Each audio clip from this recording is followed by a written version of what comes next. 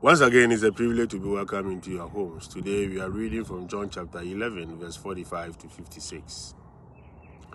Many of the Jews who had come to Mary and seen what Jesus had done began to believe in him. But some of them went to the Pharisees and told them what Jesus had done.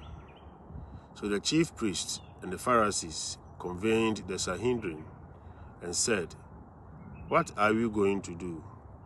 This man is performing many signs.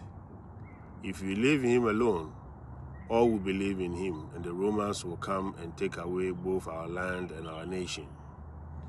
But one of them, Caiaphas, who was high priest at that year, said to them, "You know nothing, nor do you consider that it is better for you that one man should die instead of the people, so that the whole nation may not perish."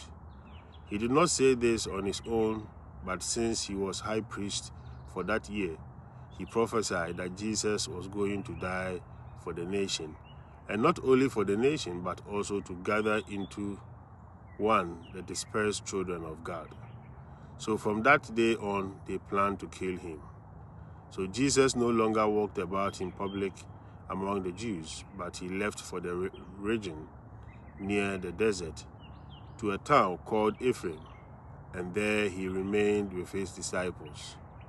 Now the Passover of the Jews was near, and many went out from the country to Jerusalem before Passover to purify themselves.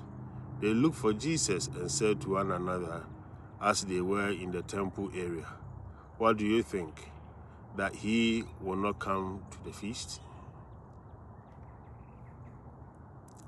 In the reading we have just read, a formal decision is taken by the Jewish authority to have Jesus put to death.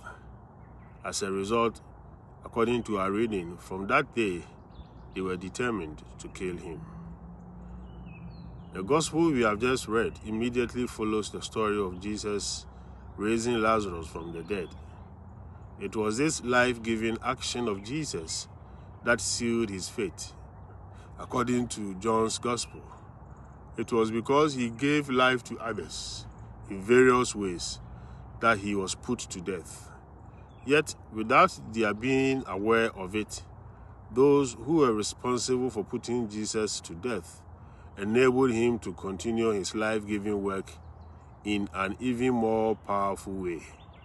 In the words of our gospel reading, Jesus died to gather together in unity the scattered children of God. In and through his death, Jesus was able to reveal God's life-giving love more fully and more powerfully, and in so doing, to gather people together around the cross, because they recognize it as a revelation of God's unconditional love. Dear friends, we are invited to allow ourselves to be gathered together around the cross in response to the Lord's great love that flows from the cross and embraces us all. Shalom. Peace.